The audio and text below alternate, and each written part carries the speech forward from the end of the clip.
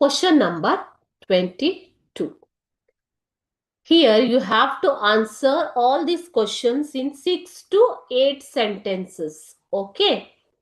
6 ರಿಂದ 8 ವಾಕ್ಯಗಳಲ್ಲಿ ನೀವು ಉತ್ತರವನ್ನ ಬರೀಬೇಕಾಗತ್ತೆ. The 19th century is called the century of India Renaissance. Why? ಭಾರತದ ನವೋದಯದ ಕಾಲ ಅಂತ 19ನೇ ಶತಮಾನವನ್ನ ಕರೆಯುತ್ತಾರೆ. ಯಾಕೆ ಅಂತ ಕೇಳಿದ್ದಾರೆ. Answer is, we'll see the answer. The 19th century in Indian history is referred to as the period of Indian Renaissance. ಭಾರತದ ನವೋದಯ ಅಂತ 19ನೇ ಶತಮಾನವನ್ನ ಕರೀತಾರೆ. Because Indians came into contact with Western civilization. ಪಾಶ್ಚಿಮಾತ್ಯ ನಾಗರಿಕತೆಯ ಜೊತೆಗೆ ಭಾರತೀಯರಿಗೆ ಸಂಪರ್ಕ ಆಗಿರೋದು ಯಾವಾಗ? 19ನೇ ಶತಮಾನದಲ್ಲಿ. Because in this century only Indians came into contact with the modern civilization or Western civilization. As a result, because of the modern education system, isn't it? As a result, they got the advantage of English education. So idrinda ಅವರಿಗೆ English ಆಂಗ್ಲ ಭಾಷೆಯ ಶಿಕ್ಷಣ ಕೂಡ ಸಿಗತ್ತೆ. So advantage of English education is what? They came into contact with the Western civilization. Rationalism grew among Indians. ಭಾರತೀಯರಲ್ಲಿ ವೈಚಾರಿಕತೆ ಬೆಳೆಯೋದಿಕ್ಕೆ ಶುರುವಾಗತ್ತೆ.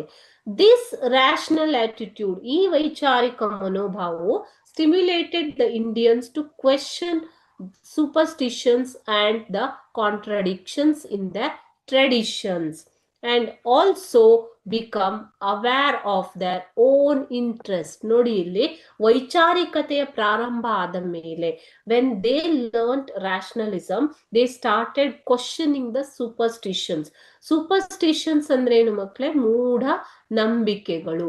So ವೈಚಾರಿಕತೆ ಪ್ರಾರಂಭ ಆದ್ಮೇಲೆ ಪ್ರಶ್ನೆ ಮಾಡುವ ಮನೋಭಾವ ಬೆಳೆಯುತ್ತೆ ಅಲ್ವಾ? So they started questioning the superstition. ಮೂಢನಂಬಿಕೆಗಳನ್ನ ಪ್ರಶ್ನೆ ಮಾಡೋದಿಕ್ಕೆ ಜನ ಶುರು ಮಾಡ್ತಾರೆ. And the contradictions in the traditions, ತಮ್ಮ ಆಚರಣೆಯಲ್ಲಿ ಸಂಪ್ರದಾಯದಲ್ಲಿ ಇರುವಂತಹ ವೈರುಧ್ಯಗಳನ್ನು ಕೂಡ ಪ್ರಶ್ನೆ ಮಾಡೋದಿಕ್ಕೆ ಸ್ಟಾರ್ಟ್ ಮಾಡ್ತಾರೆ. ಕಾಂಟ್ರಡಿಕ್ಷನ್ ಅಂತಂದ್ರೇನು? ವೈರುಧ್ಯಗಳು. Okay. And also become aware of their own interest, ತಮ್ಮ ಒಂದು ಇಚ್ಛೆ ಏನು ಅನ್ನೋದನ್ನ ಅವರು ಕಲಿತುಕೊಳ್ತಾರೆ ಅಥವಾ ಅರಿತುಕೊಳ್ತಾರೆ. ಓಕೆ. ಸೊ ಇದೆಲ್ಲ ಪ್ರಾರಂಭ ಆಗಿರೋದು ಯಾವುದರಿಂದ? ಮಾಡರ್ನ್ ಎಜುಕೇಶನ್ ಇಂದ, ಆಧುನಿಕ ಶಿಕ್ಷಣ ಪದ್ಧತಿಯಿಂದ.